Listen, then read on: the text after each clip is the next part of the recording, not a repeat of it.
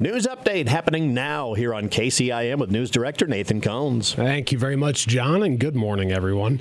Former President Donald Trump was the clear favorite for Carroll County Republicans in last night's caucuses, with 53.3% of participants backing him as the GOP nominee for the 2024 presidential race. According to the Republican Party of Iowa, 666 people joined in the process at sites in Carroll, Glidden, and Manning. Trump tallied 355 votes across the three sites. Florida Governor Ron DeSantis landed in second place with 136 votes, or 20.4%. Former South Carolina Governor and UN Ambassador Nikki Haley followed close behind in third with 129 votes, or 19.4%. Ohio businessman Vivek Ramaswamy was the only other candidate to break double digits, coming in fourth with 37 votes, or 5.6%. The remaining handful of votes went to Texas businessman and pastor Ryan Binkley with 5 votes, and then 3 for Arkansas Governor Asa Hutchinson, and then 1 ballot cast for other. Carroll County's results mirrored the statewide figures, with all counties' tallies now in. Results showed Trump collecting 51%, DeSantis at 21.2%, Haley at 19.1%, and Ramaswamy at 7.7%. Trump claimed 98 out of 99 counties. Haley claimed her only win in Johnson County by a single vote.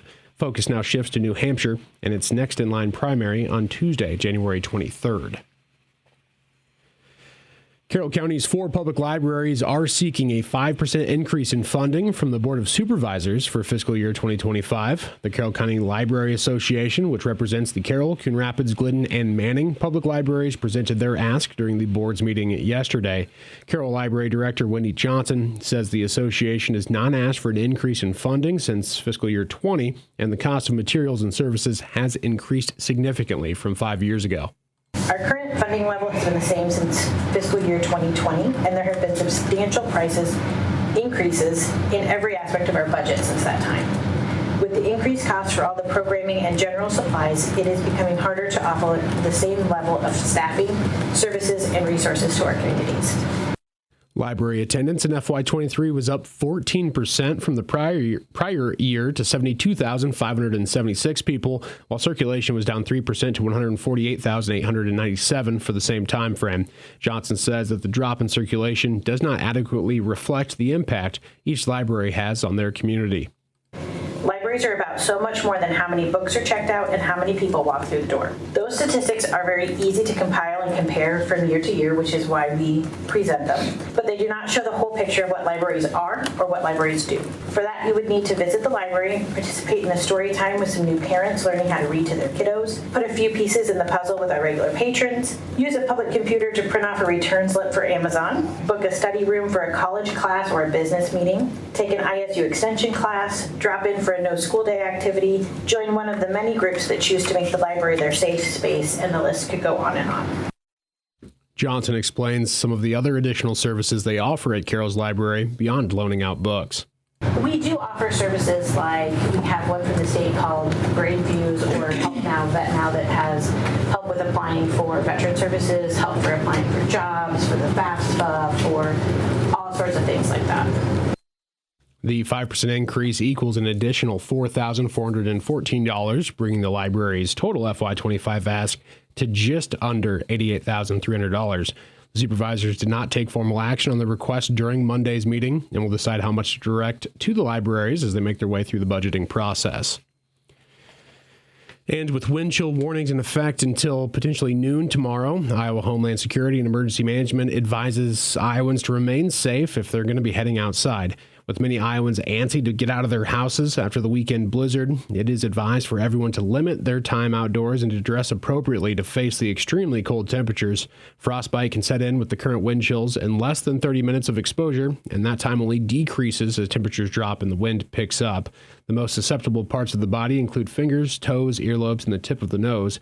By covering these parts with a hat, scarf, gloves, and water-resistant boots, it protects them from frostbite. Signs of frostbite include redness or pain, white or grayish yellowed colored skin that feels firm or waxy, or potentially numbness. You can seek medical attention right away if frostbite has occurred, and be sure to warm the body slowly when getting back indoors. Hypothermia occurs when the body's temps drop below 95 degrees Fahrenheit, and that can take effect in 30 minutes or less. Hypothermia causes shivering, fumbling hands, confusion, memory loss, exhaustion, and drowsiness. Ensure a person who is suffering from frostbite or hypothermia is in dry and warm clothing. Wrap a warm blanket or towel around their head and neck, and then you feed them like warm food such as broth, as that can help out, but avoid hot beverages like coffee. And of course, don't use alcohol. For more tips on how to protect from extreme weather or temperatures, you can visit weather.gov/safety.